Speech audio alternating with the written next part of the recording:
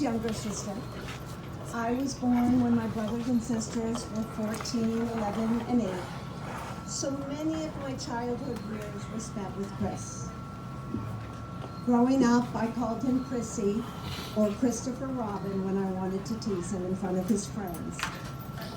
And he called me Mouse. My mother had loved the character Christopher Robin when she read the stories to my brother Kenny and my sister Penny. And that is how Chris got his name. I could share many stories of my childhood with Chris, but I'll be short. Being my older brother, he taught me how to play gin rummy and backgammon. There was also the trading game, a game that Chris invented. It was often played after I had gone trick-or-treating and had a stash of Halloween candy, or when my parents had taken me to the country store and given me a couple dollars to buy penny candy, when penny candy was actually a penny. Chris would see this as an opportunity to teach me the trading game. We would both put all our candy together in a pile. Chris's contribution usually consisted of a half-eaten pack of Twizzlers and a few sticks of black licorice gum. Then we would take turns closing our eyes and picking a piece of candy from the pile. As I played by the rules, Chris would not only pick when it was his turn, but also take a few extra pieces of his liking when I had my eyes closed. I was just so excited that he wanted to play a game with me that I never really complained that I was losing more than half of my candy in the process. Another thing I remember growing up with Chris was he did not like confrontation. If my mother said no, he didn't argue. I remember one Sunday night when he was in high school and he wanted to go out and my mother said no because it was a school night. Chris didn't argue, but about an hour later he complained about not feeling well and he was going to bed. A while later my mother decided to check on him and under the covers she found pillows made to look like a sleeping body. Like a prisoner. His sheets had been removed from his bed, tied to his bedpost, and were hanging out his second-floor window to the deck below. Chris went to the party.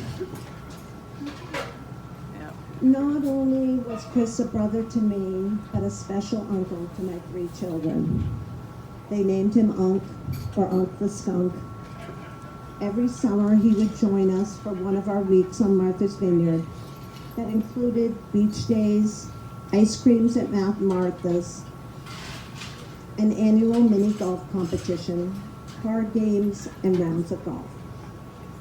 My husband Robbie often said his favorite foursome was when he played with Chris, Reed, and Trent. In the fall, we dragged Chris to petting zoos, apple picking, and corn mazes.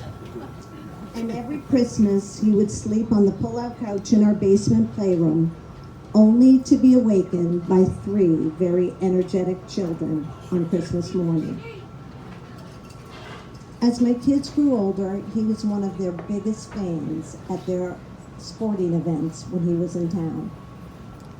I always wanted Chris to move back to Boston, figuring he could bartend anywhere.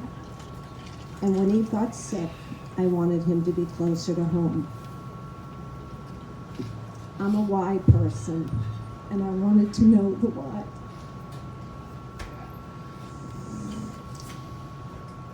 However, it was while Chris was battling multiple myeloma and during his stay at the Canna Center that I realized Chris had 2 families. The one back in Boston, and the amazing family of friends here in West Hampton. All of you are a family that Chris loved and cherished. This was Chris's 100-acre wood, and each of you were either his poo, piglet, tigger, rabbit, or Eeyore that he loved. As Christopher Robin said to Pooh, one thing you should know, no matter where I go, we'll always be together. So remember each of you, Chris is still with you. So I want to thank all of you for loving Chris as much as his family did. He will be greatly missed. And at this time, if there's anyone that would like to come up to the mic to share a story or a remembrance, please do. Freddie,